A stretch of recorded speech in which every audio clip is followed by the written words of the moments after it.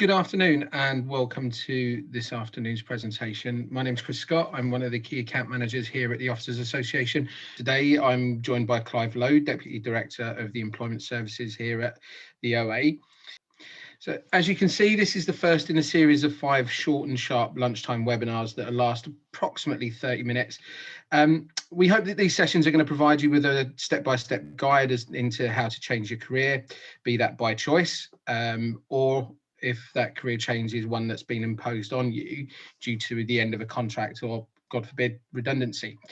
Over the next 2 months, we'll be covering the following subjects that are key steps in the process of finding and securing a new role. So for today's session, we're going to be covering self-assessment, identifying skills, motivators and values. We often hear people talking about understanding the culture and values of a business or organisation when considering applying for a role with them. And there's no doubt that it's a really important step when you're considering your next role. Often when that first role out of the military isn't right, it's that link between your culture and values and the culture and values of the organisation that's gone wrong. And speaking from experience, that certainly was the case for me. However, in order to understand what you're looking for in the right business, you first have to understand your own values, motivators and skills. And this isn't necessarily an easy process and one that requires some self-reflection and a deeper understanding of what's important to you. So joining us to discuss this subject is Clive Lowe. Clive is the Deputy Director of Employment Services here at the OA. Previous to that, Clive spent a number of years as a career consultant supporting former officers as they looked for their next role. Clive is himself a former officer and it is able to relate to some of these issues. Clive, thanks for joining us this afternoon. You're welcome, Chris, and welcome to everybody joining us today. So let's move on to our first question. And so, Clive, what is self-assessment? Thanks very much, Chris, for the introduction and welcome everybody. Just before starting, I will say just a couple of things. We have drawn up some notes which inform this particular presentation. So if you'd like those notes, just drop us a note on the Q&A function and we'll make sure that those are sent through to you after this presentation. The other thing is to avoid distraction, I'll go off camera and just talk through the slides. So what is self-assessment? Well, it's sometimes called self-exploration, or as Chris had just said, self-reflection. It's a period in your life when you're going through change. And it's a chance for you to step back from your busy day-to-day schedules to try and understand, if you like, who you are. It's create a sense of identity and identify what's really important to you. In a sense, as I said, it's a period of self-reflection. So taking stock, understanding yourself is a process of gathering information so that you are, when you come out of this, in a better position when it comes to making decisions about where to look for your next role. 2 sets of information that you're trying to gather. One is the hard, measurable stuff about you. That may be qualification, it may be your experience, it may be the organization or the corps or department of the military that you've worked in. And then the softer elements, which are the less quantifiable ones, things like skills, strengths, your interests, your motivators, and your values. So why is it important? Well, I think for 3 or 4 reasons. Firstly, it helps you learn more about yourself. And as we go through this presentation, you'll begin to see what I mean by that. It creates a foundation for positive decision making, and it'll create that confidence in you to know that when you are making decisions, they are the right decisions for you. It'll help you understand what differentiates you from the others who may be applying for the same sort of roles or jobs as you in what's a competitive market. I would point out that right now the employment market is highly competitive. As we're coming out of lockdown, we're out of COVID, then there are more people looking and it's a more competitive environment. So it's important at this stage to somehow differentiate yourself, and I'll cover that a little bit later. But a positive element of this, a positive outcome of this, is that it helps you to enhance your self-esteem. As you go through this period of reflection, You begin to identify and see that you have a collection of skills and capabilities based on your previous career, which is very marketable. And that really does help create confidence. How do you package that together? Well, it can be your unique selling point, which is a collection of attributes that come together, which effectively define you and make you stand out from the crowd. But it's often called personal brand. Here's a definition of personal brand. It's a conscious effort by an individual to elevate their public perception and therefore positioning themselves as somebody with authority. It elevates your credibility. It enables an employer to say, this is what this person can do for me. Employers are looking to employ people because of what the people they're looking to employ, can do to help them solve their problems. It's based on your experience, your expertise, your competencies, things you've done, achievements you've made, qualifications, experience, and so on. And it helps, as I said before, to differentiate you from the competition and effectively to elevate your profile. The second part of this slide is a number of capabilities which you will all have in abundance, but which can pull together, can help form your personal brand. Dom, I'll make sure you get the notes after this. Thanks for your note there. So some of the aspects that you might want to pull together, things like moral compass, gravitas, emotional intelligence, these are all soft skills that you have. Then there are things like capabilities like problem solving, change management. Change management is something that the military have, again, in abundance. Or things like risk management, again, something that you undertake in most of the activities that you do in the military. And then there are other aspects like handling pressure or working in thriving in uncertainty or in chaos. So you could put those together and create for yourself a personal brand. Very quickly, I mean, I think you know, we often hear the word or the term personal brand used and bandied around, and I think providing some context and an understanding is really important. And I think it's been really, that section was really useful, Clive. So thank you. So Paul, so Clive, moving on then, how do we go about the process of self-reflection? How do we, you know, we've talked about how important it is. So how can we do it? I think that there are three fundamental steps in this, Chris. Having taken stock of where you are and gathered information, then I think the next stage is it is important to analyze this information. Now, I would say that although we portray this as a step-by-step process, some of these steps can be done in parallel with other steps, and you may do a step and then go back to a previous step and review the position. So these don't actually follow step by step in a rigorous process. They can be amalgamated somewhat together. So having gained information, having analyzed yourself and put this information together, then analyze the information. Two examples of this. You will have a pretty good idea of your financial situation, but think of yourself as a mini business and put together your finances and run it through a cash flow forecast. Look at what your expenditure is going to be. Now, in your running your home, it will be things like paying utility bills, insurances, car tax, TV license, and then the day-to-day household bills of food, clothing, and a bit on the side for a holiday, if ever we're able to go on holidays again.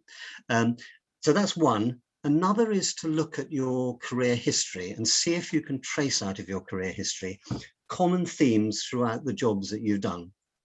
I mentioned change management, and that is a classic for military people, that most of the jobs you have been involved in will have change management as a common theme.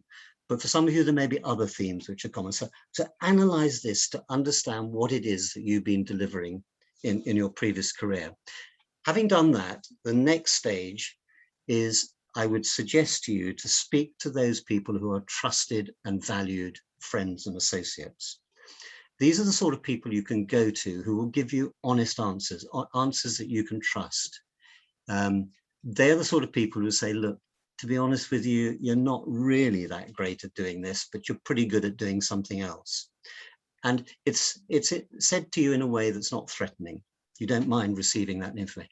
You will have a few of those, over a handful of those trusted and valued associates, but they will give you real information about what you can do and what you're good at. The next group of people to go to is your network. These may be first, second, or third degree contacts you have on, for example, LinkedIn, or people you've known from previous roles that you've done, or previous postings, or maybe from university. They're your network. And these are the sort of people you can go to with the information you've already got and the advice you've received from your valued associates. And you can go to your network and find out about opportunities in the jobs, roles, or market sectors that you think you'll now be interested in. And they will tell you how to transition, what they did, what it's like working in those types of organizations. They'll also identify for you whether you actually have the qualifications to do so. So use your network for more specific factual information. There's a third group of people you must talk to, and that is those who have a vested interest in your success. Typically that's your family, but there may be other people. They have hopes and fears and concerns, and their lives and futures are inextricably entwined with your own. So make sure you understand what is driving them, and that will influence the decisions that you take going forward. Now, that last one, and actually some of the others as well, are quite tough to do. And some people don't find that easy to deal with. So you can employ, if you wish, a professional, a career counselor or a career coach to help you with this. It costs money, it's not cheap, but they are professional and they are expertise. They have expertise in this direction. They'll either do an objective assessment, which is where they will take on the information you give them and analyze that and feed it back to you. Or they could be subjective assessments where it tends to be you doing homework assignments, things of that sort. If you are already employed by a significant employer and unfortunately are being made redundant, often the services of a career counselor or career coach are actually provided as part of the redundancy settlement. And if you are in that situation and you're offered career counseling, I would recommend you do take it. It is, in a sense, it's a bit like looking in a mirror. They act as the mirror and reflect back to you who you are. Sometimes not easy to do by ourselves, so you sometimes need that support. So what sort of things do you think then, Clive, that we should consider as we go through the process of self-assessment? First thing I'd say about this is actually give yourself time. If you are making the decision to transition out of the armed forces or change careers in the commercial world, you probably have time on your hands to do this. So give yourself time. If you're being made redundant or coming, for example, to the end of your service career, time's less available to you, but give yourself as much time as possible. So taking all the information you've got and the advice you got from your different groups of people or from a professional career counselor, then start looking at what you should be doing next. And this is to analyze the three key elements: the what, the where, and the how much. So the what is what job roles, what sectors, what market sectors you might be interested in. Ask yourself, for example, the question, do you want a job for the next couple of years, or are you looking for this next step to be a long-term career for you?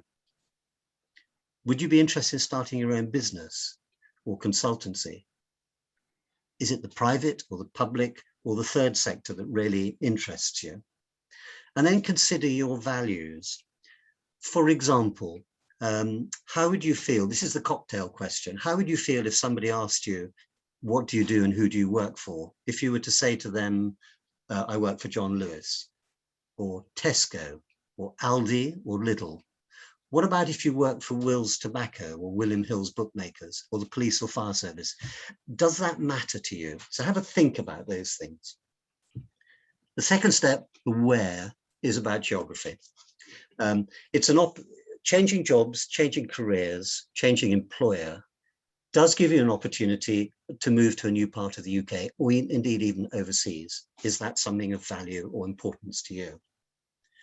You may decide that you want to stay where you are because, for example, your children may already have places at a local school, or you may want to relocate because you have elderly parents or parents-in-law who you want to be closer to be able to support them as they grow older. It's also an opportunity to think about, is this a good time to go overseas and perhaps spend a few years overseas?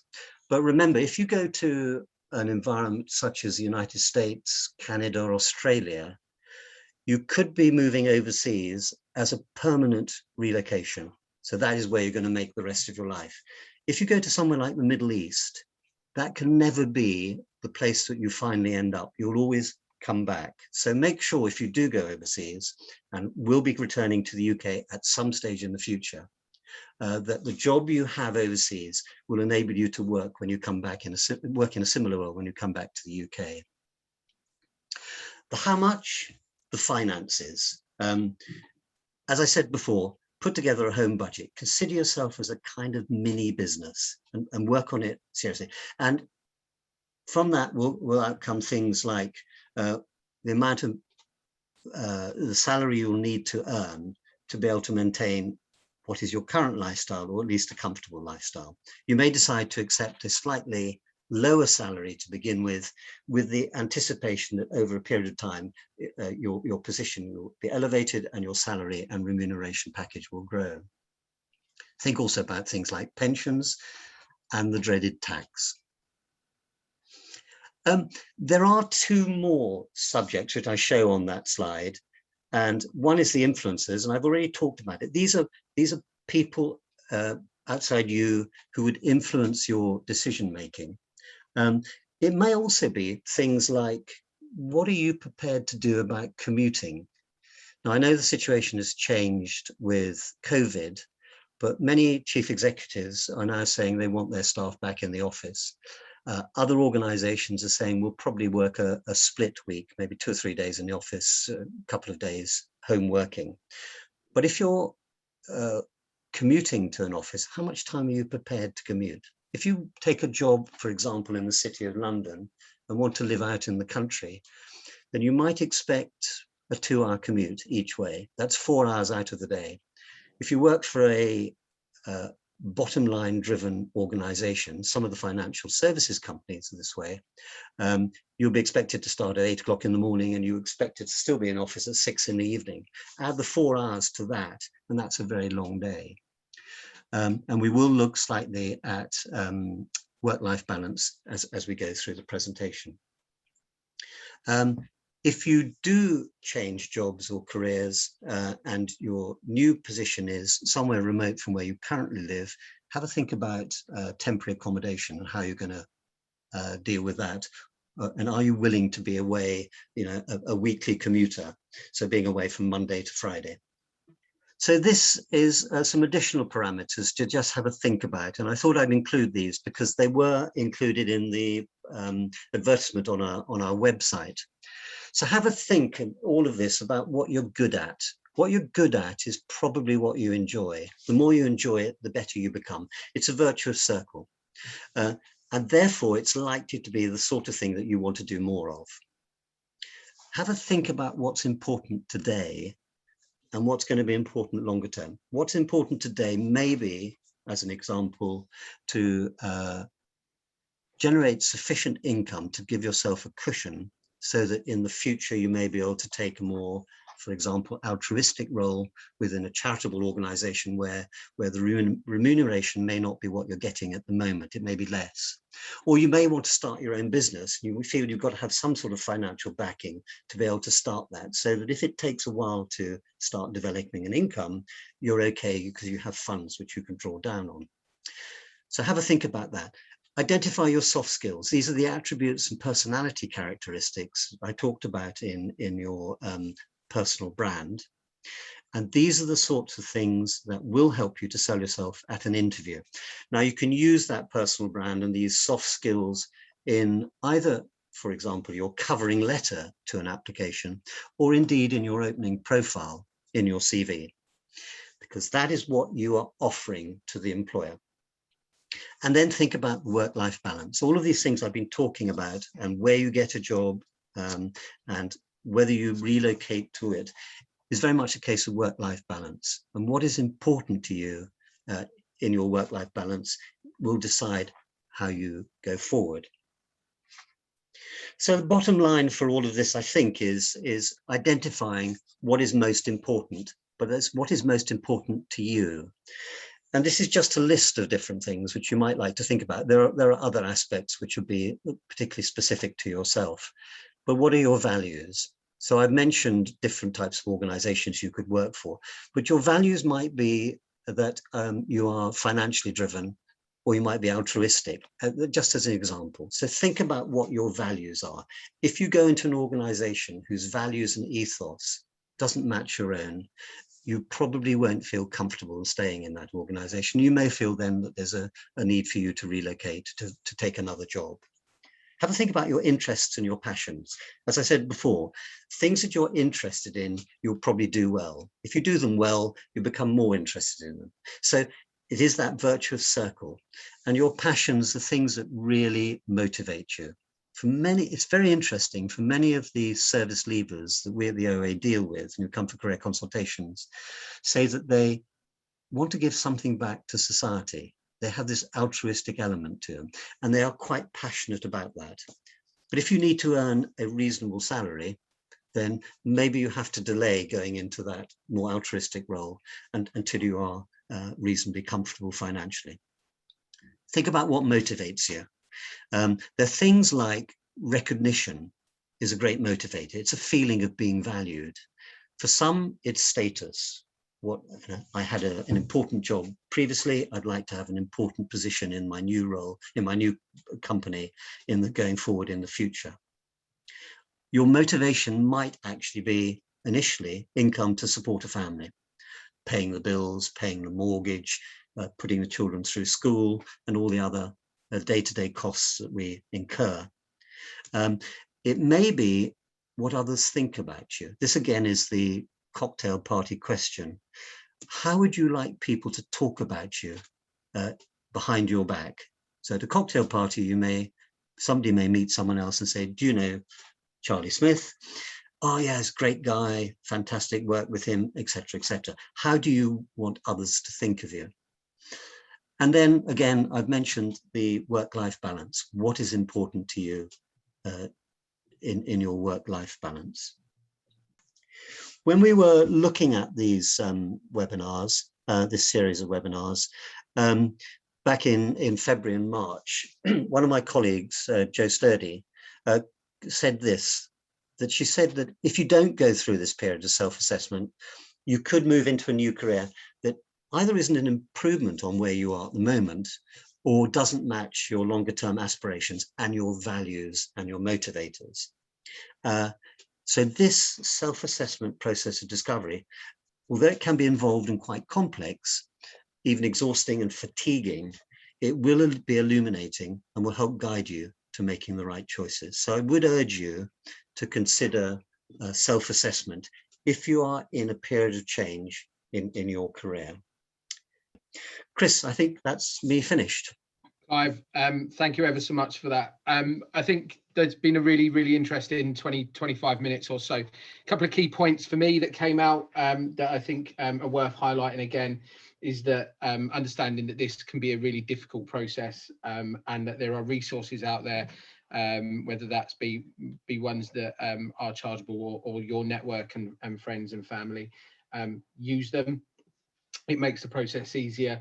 And also more accurate. I think the other thing that I just want to sort of mention is the fact that recruitment is a two-way assessment of suitability, and be confident about going into the recruitment process, looking for an organisation that matches your values and your motivators and skills, as Clive has mentioned, and it is a two-way process. It isn't just one way. It isn't just them assessing you, it's you assessing them as well.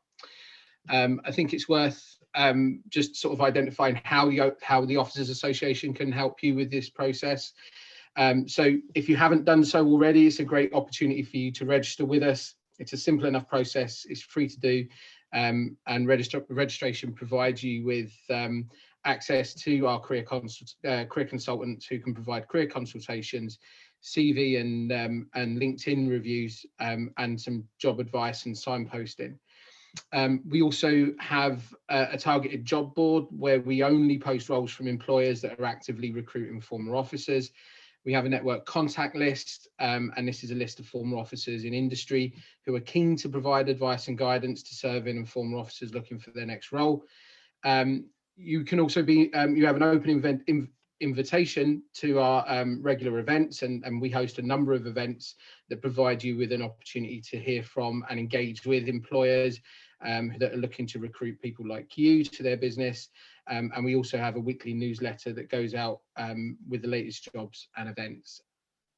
So all that's left for me to do is to thank Clive for joining us this afternoon. Clive, thank you ever so much. And to Paula, who has been our silent partner in the background, who's been running the slides and has done all of the administration behind this event today. Just to thank you all for joining us, and again to remind you, if you haven't registered with us, then please do. Just need to visit the website at www.officersassociation.org.uk, and you can be directed on how to register. Feel free to connect with me on LinkedIn and reach out if you think that I can help you in any way, and have a great rest of your day. And I look forward to speaking to you again soon. Thank you ever so much. Yeah, thanks, Chris. And thank you, everybody, for joining us today.